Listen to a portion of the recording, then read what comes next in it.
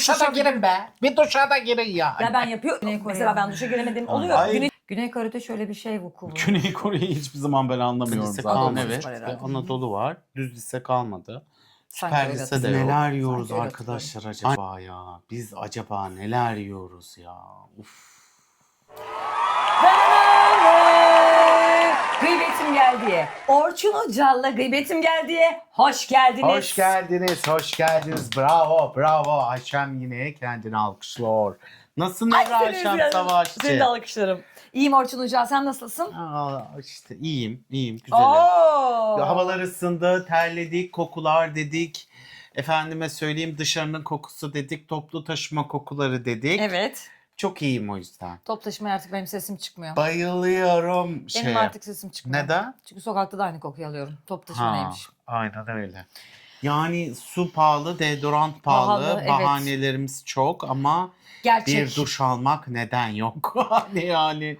Ya onu yine düşündüm ben. Şimdi sabahın 6'sında yola çıkıyorsun. Evet. Tamam mı? 8'de işbaşı yapacaksın. Velev Tamam. ki. 8-6 çalışıyorsun. Tamam hadi. 6'da işten çıkıyorsun. Eve Evet. dönüyorsun saat 8. Tamam. Sabah yine 6'da evden çıkıyorsun. Ne zaman hangisini yıkayacaksın da giyeceksin. Sana verdikleri üniforma zaten sentetik. Çalışanlardan bahsediyorum yani mavi Ha, yakalılardan. mavi yaka. Ya da herhangi bir yerde garsonluk yapan ya da vesaire bir şeylerden. Pamuklu değil, en ucuzunu veriyorlar. O ter tutuyor. Yani kenarda havalandırırsan geçmiyor. Acaba yedeğini veriyorlar da senin onu yıkayıp ertesi gün diğerini giyme şansın oluyor mu? Sağlığının ne kadar zararlı? Çünkü böyle şeylere şahit olduktan sonra bir şey diyemiyorum. Ha ötekilerini bilmem. Vardır, varlıkta yokluk yaşıyorlardır. Hoş değil. Yani Hoş değil. sana şöyle bir şey söyleyeyim. Ben mavi yani ne bileyim eve 8'de geldim mesela eve. Su arındırır, su temizler, su seni sıfırlar. Evet. Su iyidir yani. Hı hı. Bir suya girmen ne kadar 15 dakika sürsün. Yani ne bileyim 8'den akşam bilmem kaça kadar ayakta duran kişi atıyorum kasiyerler oturma bile tamam. vermiyorlar ya. Üstlerindeki verdikleri üniformanın ne kadar şey olduğu, sağlıklı olduğu falan. Yani tamamen bu da Üniformayı orada bırakıyorsun diye biliyorum ben zaten. onunla yola çıkıyorlar gördüğüm oluyor. Ha, top taşıma var mı? Ben Yani hiç sonuç görmedim. itibariyle burnunu aldığın koku bile tamamen Sınıfsal diyorsun. politik. Sınıfsal, politik. Ya ne yapalım ama o benim burnum. O benim burnum. O senin burnun. Abi benim kokuya hassasiyetim koku var. alan, Yani hiç onunla şey yolu yok yani. bulan. Evet çok duygusal, çok Hassasiyeti, şey de evet, bir ben çok su. şey yaptım. Bir duşa da girin be. Bir duşa da girin ya. Ya ben yapıyorum. Mesela ben duşa giremedim oluyor. Ay, Gün duşa- içerisinde benim yaptığım Deodorant hadi oluyor. anladım 100 lira pahalı falan. Sabundur Sabunla kardeş. fış sabun. yapın. Bir arkadaşım Sabun. buna şey dedi. Bir şey duşu dedi. Ne duşu? Orospu duşu dedi. Ha bilmiyorum. Benziyor. Ama yani hani Şık şık, bir duş şık şık. alınır ya. Bir Evet. duştur yani o kadar Ben şey bir değil. şey diyemiyorum. Yani çünkü toplu taşımaya binenler artık o kadar orta sınıf yok ki. Herkes toplu taşımaya biniyor. Herkes toplu taşımaya biniyor çünkü toplu taşıma binenler fakir. Binmeyenler zengin. Öyle bir ayrım var çünkü artık. Ama biz Orta hep gelirli ve araba bilmem nesi olmadığı için. Ama sen hep mi şey yapıyor Ben hep yaşıyorduk? toplu taşımaya bindiğimde yani ekonominin iyi olduğu bu zamanı da zamanlarda biliyorum. kokuyordu. Oysa ki Abi, temizlik kokan imandandır. kokuyor. Abi ya kişisel bakım önemli bakın. Önemine Mustafa geldiğimiz hakkında her ailelere şeyde geliyoruz. vardı ya Çağınırman filmi Mustafa hakkında her şeyde kokuyorsunuz. Sizin teniniz de kokuyor diyordu.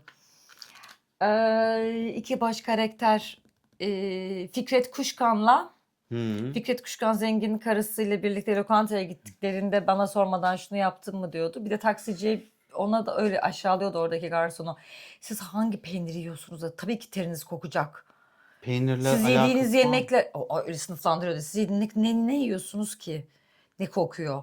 Deyip Fikret Kuşkan'ın karakteri öyle diyordu. Mustafa hakkında her şeyde. Mustafa hakkında Bilmiyorum her şey miydi o? hatırlamıyorum. Tabii. Ben öyle bir sınıfsız yani Yok, senden sınıfsal bir bahsetmiyorum. şeyden Aklıma geldi diyorum. bahsetmiyorum. Ben sadece insanların kişisel bakımına özen gösterirse ben kokacaklarını düşünmüyorum. Yani evet bir koltuk altına su sabundur yani. Mutfakta şeyde tuvalette bile yaparsın. iki Evet dakika bir diyorum şey. dedim ben onu Hadi yapıyorum ıslak diye. mendil ya da havlu alırsın onu ıslatırsın bir silersin. Dedim Bir yapıyorum. kokudur yani. Kokudur. Bir temizliktir diyorsun. Evet. Yani lütfen yaz aylarında toplu taşımayı hepimiz kullanıyoruz canım. O kokuyu vapura biniyorum, önümdeki adamın rüzgardan açık Efil havada efil. geliyor Efil yani. efil. Efil efil. İyi ya. Neyse evet. Şimdi buradan hemen sınıfsal olarak başka bir yere daha gelelim. Hemen Sen bir sınıfsal. tavaya Evet. ne kadar verebilirsin? Bir tavaya mı? Evet. Fiyat anlamında. Evet. Yani Tava ne bileyim yani. 1000 lira 2000 lira bir şeydir tava dediğin. Tavanın Türkiye'deki fiyatından dolayı bir isyan olmuş. Tabii ki menşesi Türkiye'ye ait olan bir bacım değil. Kendisi Türkiye'li olmayan turist ya da yabancı dediğimiz insanlardan, büyük bir ihtimalle Alman. Şok geçirmiş ve bunu Türkçesiyle anlatmaya çalışmış. Ben bildiğiniz yumurta tavası diyor. Çelik tava. Omlet için.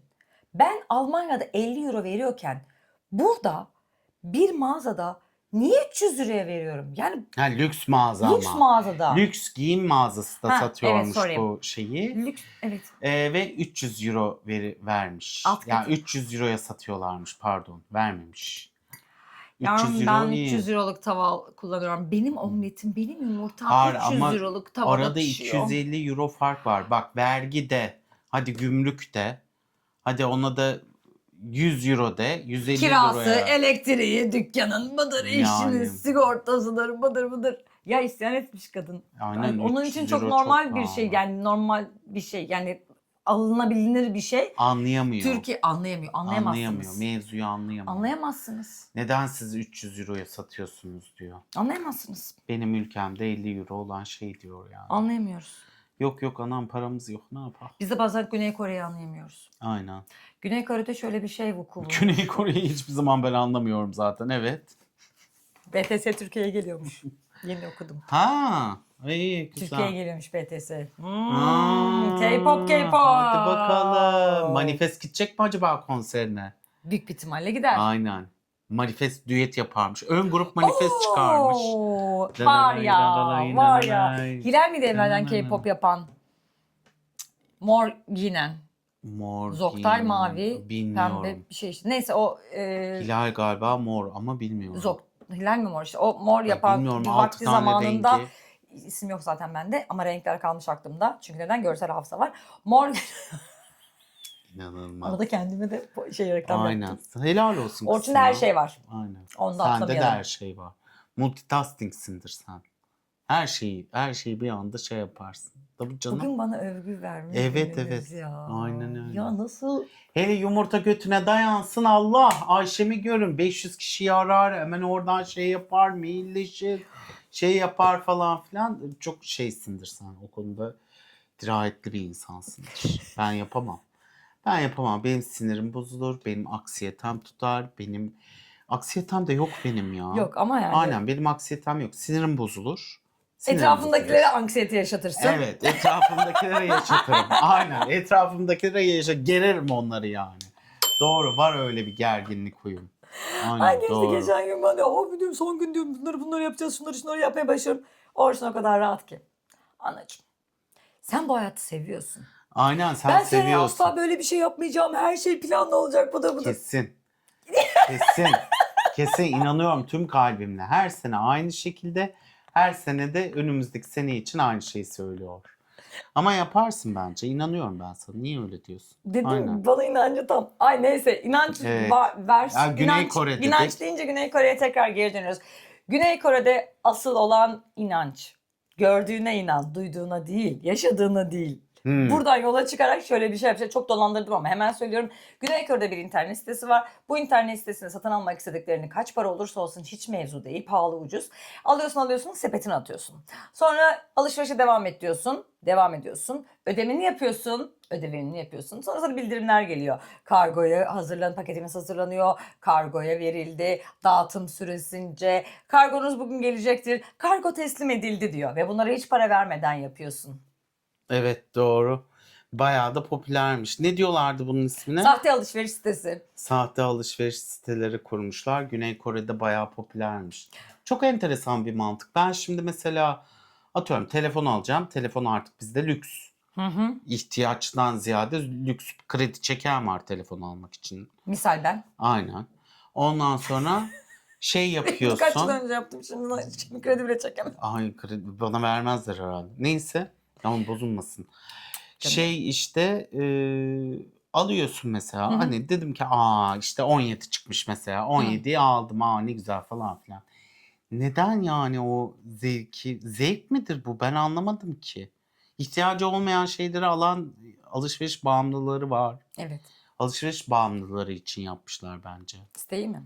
Yani bence öyle. Ya Kore'de alım gücünün düşük olduğu yerler de var. Sokakta İlla ki yaşayanlar. Her ülkenin ülke her gibi. her Yani ülke var. görünen gibi değil. Görünenin arkasında da başka bir Güney Kore'de gerçeklik var zorbalık yani. var yani. Oy İnanılmaz ya. bir zorbalık var Güney Kore'de. Üstüne Ve üstüne. insanlar yani çok zor durumda. Hani derecesi dünyada herhalde birinci sırada falan diye yazılar okudum ben Japonya'da ve Çin'de zorbalık. de vardı. Bazı şeyleri yasaklamaya başlamışlar hatta. Yani zorbalık dünyanın her yerinde var ama Güney Kore'de aşırı yüksek diye biliyorum ben. Bir de onlarda sınavlara girmek, eğitim vesaire de çok önemli ya. Sürekli Evet. ders çalışıyorlar, okuldan gidiyorlar, dershaneye gidiyorlar, kütüphaneye gidiyorlar. Yani sürekli bir ders Bizde çalışma, de sürekli öyle. bir şey var. Ee, Bizde de öyle. Çalışıyorsun, İmam Hatip'e giriyorsun. evet, çünkü başka lise Çalışıyorsun. yok galiba Aynen sanırsam başka kesin. lise Anadolu kalmadı Lisesi var çünkü. herhalde. Hı hı. Anadolu var. Düz lise kalmadı. Sanki Süper öyle lise de hatırlıyorum. yok. Sanki öyle hatırlıyorum. Aynen yani Kısmet. çok bir iki tane vardır belki. Hepsi ya Anadolu'da. Fen lisesi de doğru düzgün kalmadı. Parası olan özele veriyor. İşte diğerleri de kısmet diyoruz. Evet buyurun. Eğitimde bir numarayızdır. Evet. Eğitimde bir numarada olduğumuz gibi Almanya şaşırsa da Almanlara çok güzel bir sürprizimiz var. Ayıp ya. Ayıp. Biz siz Ne? düşün etmişiz. Çikolataları gizlemişiz. Doğru. Efendim, Almanya'ya çikolata ihraç etmişiz. Evet. Avrupa diyor ki benim nüfusum azalıyor. Yaşlı sayım artıyor.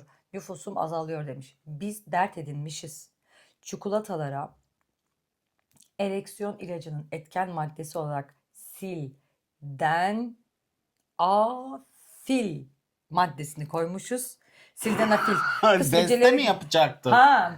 Sildenafil. Sildenafil. Afilli yalnızlık. Afilli bir ilaç. Diyor beste Sildenafil. mi Niye öyle okudun onu demeye çalışıyorum. Tek Normal tek sildenafil hani bilsinler diye çikolatanın sildenafil. içeriğine Evet. baktıktan sonra sildenafil diye bir madde tespit ediliyorlar. Değişik değişik şeyler deniyor Ayşe videonun içinde. İnanılmaz bana da sürpriz oluyor. Mükemmel. Çok iyi evet. Sen de bana kurguda sürpriz yapıyorsun. Yani bir zahmet. Ya o kadar da değil.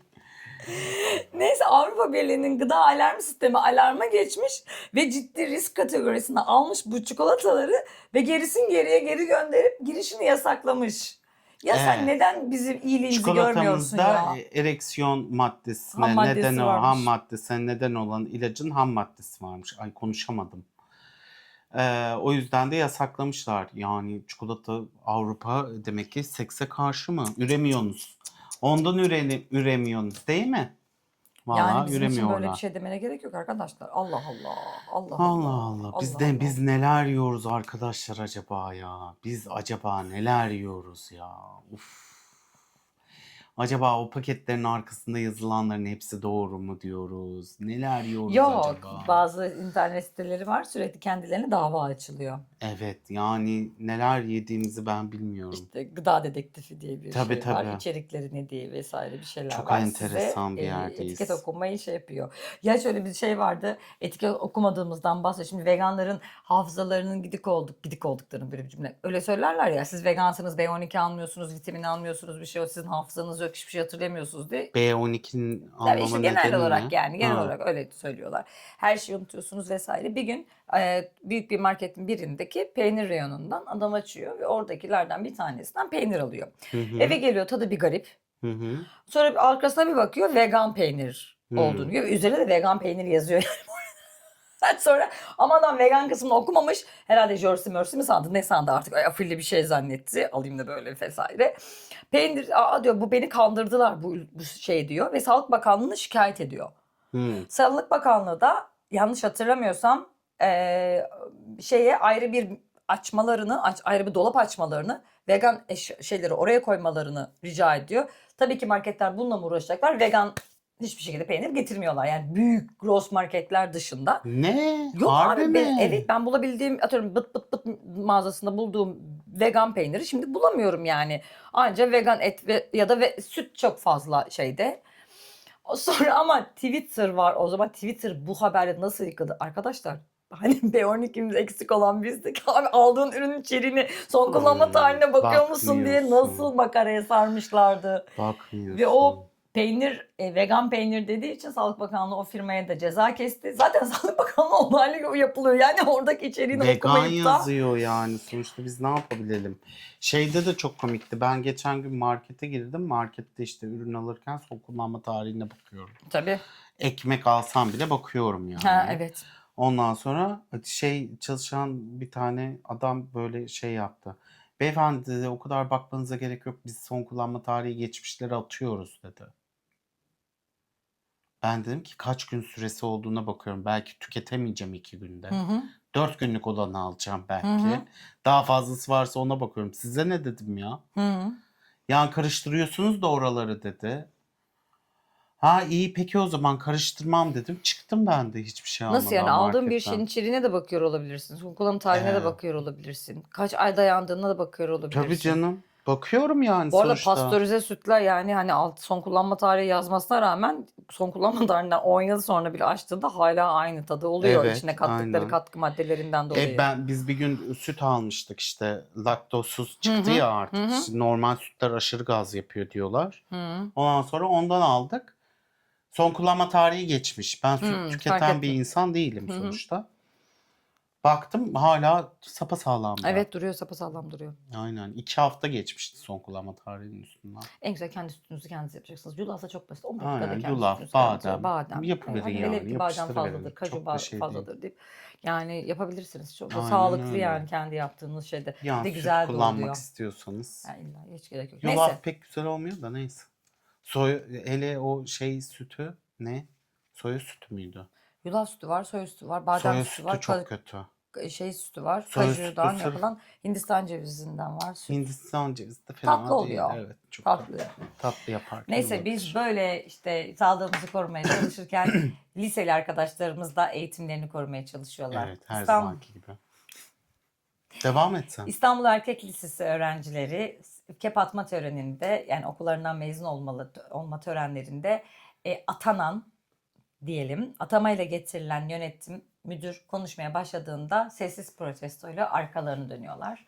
Ve herkes de alkışlıyor onları. Hiçbir şekilde sözünü dinlemiyorlar. İzleyicilerden de alkış kıyamet geliyor. Bravo İstanbul Erkek.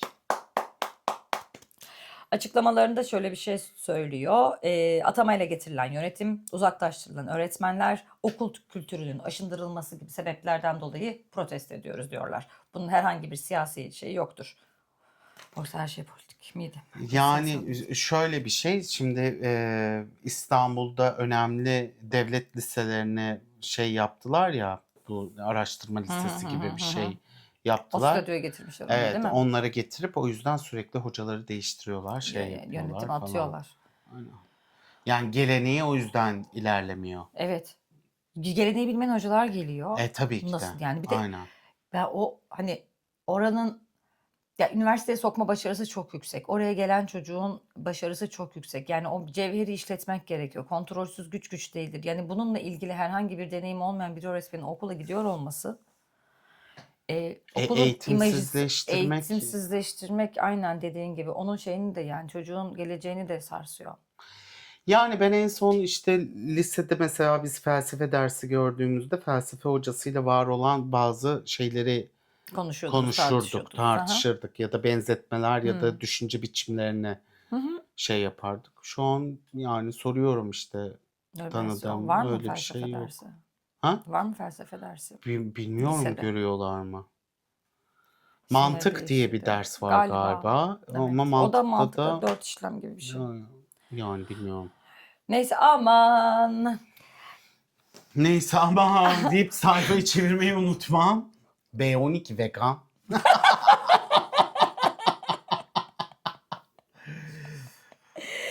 Geçelim üniversite öğrencilerimize. Hep kötü şeyler mi yapacaklar? Haklı olanı alkışlar, göklere çıkartırlar. Haksız olanın haksızlığını yüzüne vuran genç nesil. Tebrik ediyorum. Muğla KYK yurdundan geliyor. KYK yurdu öğrencileri aşçının yaptığı yemekleri beğenince aşçıyı dışarı çıkartmışlar ve aşçıyla oyun havası açıp oynamışlar. Aynen Çok güzel güzel bir olmuş. görüntü var ya. Yani İhtiyacımız olan şeyler bunlar yani evet ya. aslında da maalesef her zaman olamıyor.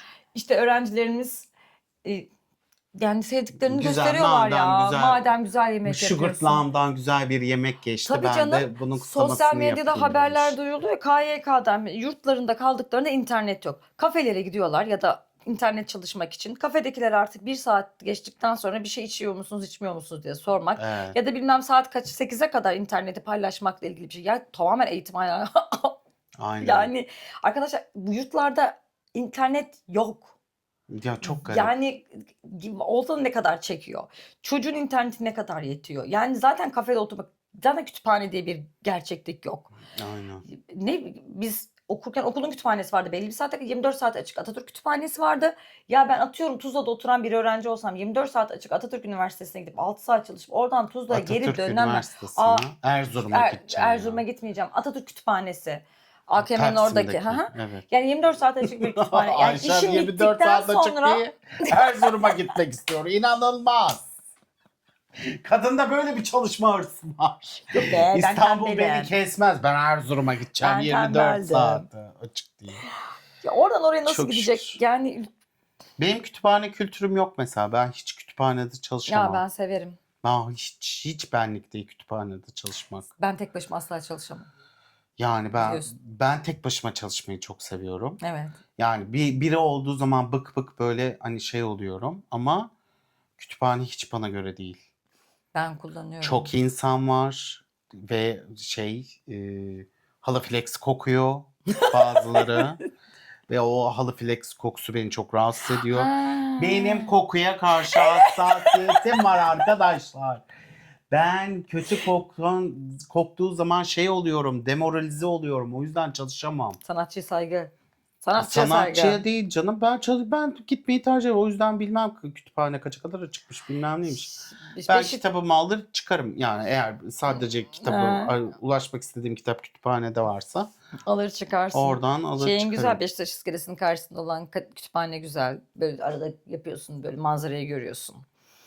Orası güzeldi. Gazhane'de kütüphaneye gitmişliğim var. Orası da iyi, 24 7/24 saat açık, açıktı. evet. 2 bölümü vardı. Diğerini artık onda kapatıyorlar. Ondaki yerde yani yıllar sonra Oranın da tekrar interneti gittiğimde var. oranın da interneti var. İBB'nin verdiği interneti var orada. Yani Kısmet.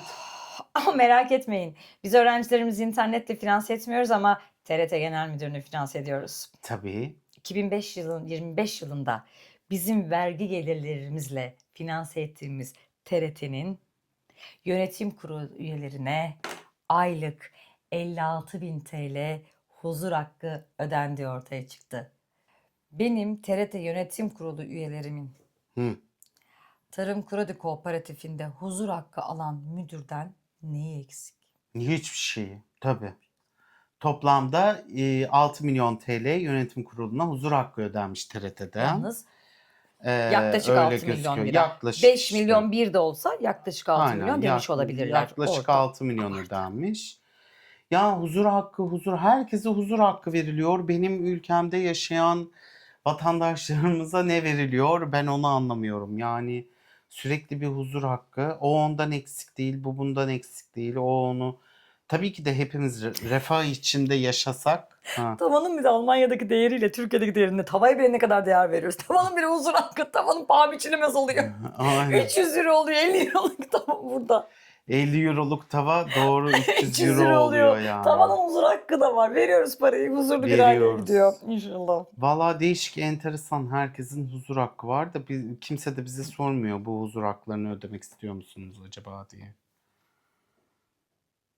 Refah ülkesi olsak hani her şey ulaşılabilir, rahat ödeme, ay sonunu rahat getirme, efendime söyleyeyim temel ihtiyaçlarını halledeme, bırakın tatili matili, temel yaşam ihtiyaçlarını. Bak deodorant Hayatta pahalı. kalma. Deodorant pahalı diye konuştuk. Yaşamak değil, hayatta kalma becerisini. Aynen yapabilelim. Yani o zaman konuşuruz bu huzuru da. Şu an hiç öyle bir noktada değilken yani ben her seferinde markete gittiğimde farklı bir şey, aynı şeyleri alıp farklı rakamlar ödeyip Maaşım hep aynı kaldığında yani o da işte ne bileyim garip geliyor Sana da bana. böyle bir huzur hakkı veriliyor.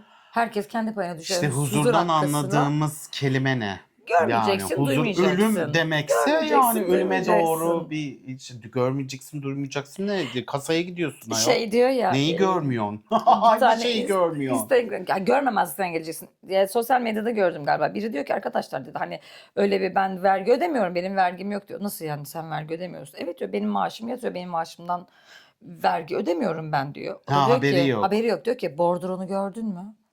Yo diyor. Maaş bordrona bir bak. Maaşın kaç parayken devlete ödenen vergilerle senin maaşın kaç para yatıyor? Aa öyle mi? İşte görmeyeceksin dediğim bu. Ama yani bu başka bir şey Ayşem. Bu Oksijensizlikten. aynen bu artık zaten bu başka bir boyut. Bu başka bir boyut. Aynen. Mevzunu bilmiyor ya bu kadar. Mevzuda değil yani. Mevzuda Haberi değil. yok. Ama söylüyor ben vergi ödemiyorum. Niye bu kadar abartıyorsunuz? Nasıl demeye vergi geliyor. ödemiyor ya? Üf, neyse. Neyse aman herkesin derdine çare olacak değiliz ya. Ama bir beyefendi eşinin üşüdüm havuz çok soğuk derdine derman olmuş. Evet. Ve bunu sosyal medyada yayınlamış ki biz sosyal medyada görebildik. İzmir'im benim ya. Canım çözüm ülkem. Üşüyorlar havuza girerken. Kız arkadaşı üşüyor. Beyefendiciğim de yeni flörtler herhalde. Şey mi yapacak ne? Kettle'da suyu ısıtıyor. Hani jest yani. Kettle'da suyu ısıtıyor. Havuza döküyor canım benim. Çok üşüdüğü ısını- için. Aynen öyle. Çok mantıklı. İçine gir ısınırsın derler Aşırı, ya. Ama aşırı. denizde tabii. Aynen. Ne yapalım kısmet diyoruz. Ve bu da sosyal medyada epey bir yankı bulmuş. Biz de öyle dedik yani. Yani, Konuşamıyoruz biz. Niye böyle? çok mutluyuz biz o yüzden. Aynen, Hemen konuşamıyoruz. mutluluğu geliyor. Hemen mutluluğa geleceğiz. Başka ne? Erkek böyle bir erkek var. Bir de horlayarak eşlerinin yaşamı boyunca yaklaşık 4 yıllık uyku kaybettiren erkekler de var.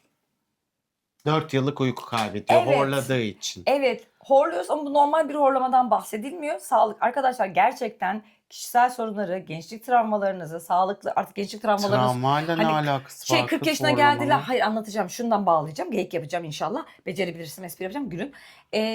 40 yaşına geliyorlar. Abi benim baba böyle travmam var, şöyle travmam var. Onları geçtik. Artık kendi sağlıklarına da bakmıyorlar. Hı. Horluyorlar hem de nasıl bir horlama? İşte kalp damarları, burun mudur, bu şey midir? Partnerinin ömründen 4 yıl götürüyor. Uyutamadığı için. Birisi bana bence sen sağlıklı horlamıyorsun doktora git dedi. Birisi. Ben de ciddiye aldım. Tabii yani ki. sonuçta yani yatarken ben bilmediğim için kendimi nasıl horladım. Şişman olarak horluyorumdur diye Evet. düşünüyorum tabii ki de. Ondan sonra doktora gittim kulak burun boğazı. Hı hı. İşte muayene ettiler. İşte birkaç şey yaptılar. Hiçbir şeyim yok çıktı mesela. Sağlıklı horlama. Yani zayıflarsan biraz daha hani rahat edersin. Ben de yorgun horlamazsın olduğumda dedi. horluyorum. Çok yorgunsundur. O yüzden horlamışsındır. O kadar yüksek dedi büyük Hı hı. ihtimal.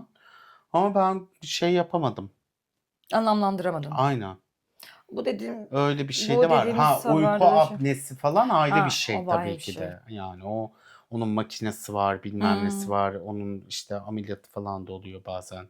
Küçük dil uzadığı için oluyor. Onu kesiyorlar falan filan. Öyle şeyleri var ama bana söylendi. Ben mesela yani gittim baktım. Ciddiye aldın. Ciddiye aldım tabii. Sağlık Niye ciddiye çünkü. alayım? Bir de yorgun uyanmıyorum ben mesela He. uyanırken. Ben normal uykumu almış uyanıyorum. Hı hı. Ben Let Me Sunshine diye uyanan bir tipim yani. Hani yani bilmiyorum öyle bir şeyler oldu. Başıma gelen küçük bir anekdot. Yani sağlığınıza önem verin arkadaşlar. Aynen. Partnerinizin sizin hakkınızda gece uyurken horluyorsun dediğinde dikkate alın. Aynen öyle dikkate Neyse. alın. Hadi koy bir kadeh. Bu bilgiyle ne yaparsanız yaparsınız bilmiyorum sayın dişilerim. Bazı dişi kurbağaların ısrarcı erkek kurbağalardan kaçmak amacıyla kendilerini ölü gibi gösterdiği ortaya çıktı. Siz hangi zamanlarda kendinizi ölü gibi gösteriyorsunuz? Bence bu soruyla bitirelim. O zaman yorumlara bekliyoruz. Siz hangi zamanlarda kendinizi ölü gibi gösteriyorsunuz? Ölü taklidini yapıyorsunuz. Efendim teşekkür ederiz bizi izlediğiniz için. Bir mukabele. Sürçülisan ettiysek Affola. affola. Çünkü çok etti Ayşem. Abone olmayı unutmayalım. Beğenmeyi unutmayalım. Haftaya görüşmek üzere diyorum. Hoşça kalın. Hoşça kalın.